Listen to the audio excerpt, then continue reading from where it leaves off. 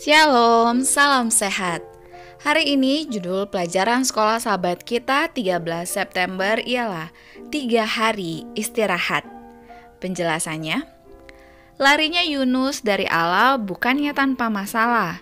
Istirahatnya yang hanya singkat terganggu ketika Allah secara ajaib campur tangan dengan badai. Yunus diselamatkan dari kuburan air oleh Allah yang memerintahkan seekor ikan untuk menyelamatkan Yunus. Namun, hanya ketika Yunus mendapati dirinya dalam 3 hari istirahat secara paksa di perut ikan besar itu, bahwa dia menyadari betapa sangat tergantungnya dia pada Tuhan.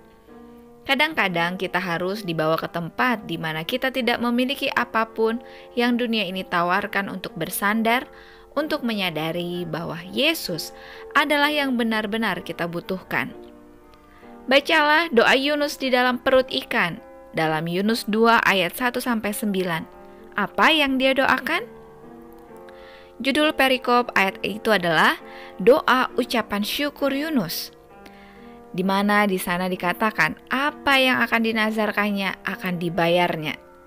Isi doa Yunus mengungkapkan bagaimana dia bersyukur atas kuasa Tuhan.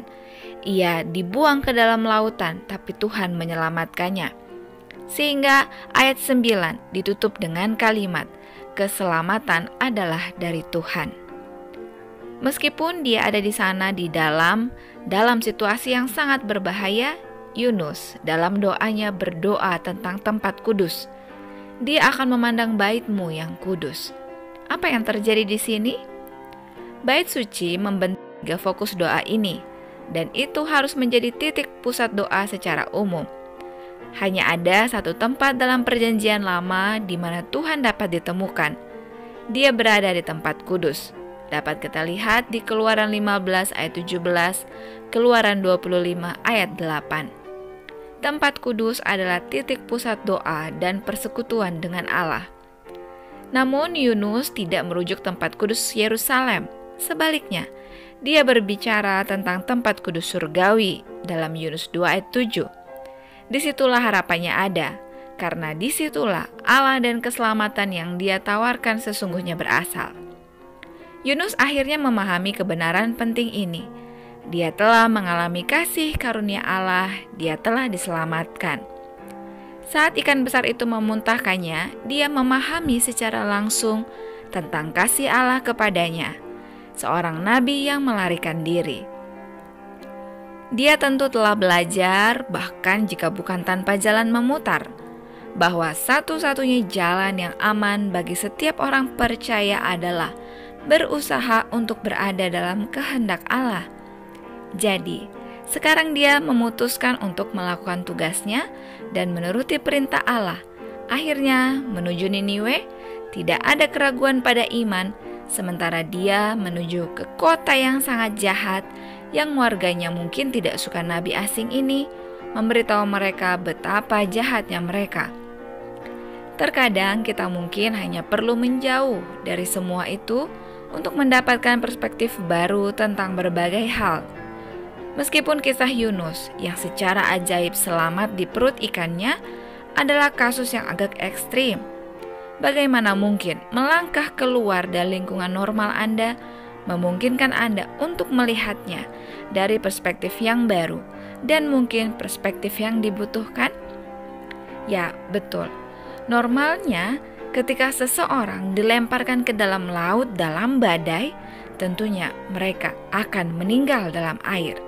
Tetapi karena Tuhan adalah sumber keselamatan, Tuhan memberikan kesempatan kepada Yunus untuk dapat memenuhi nazar yang telah ia sampaikan kepada Tuhan.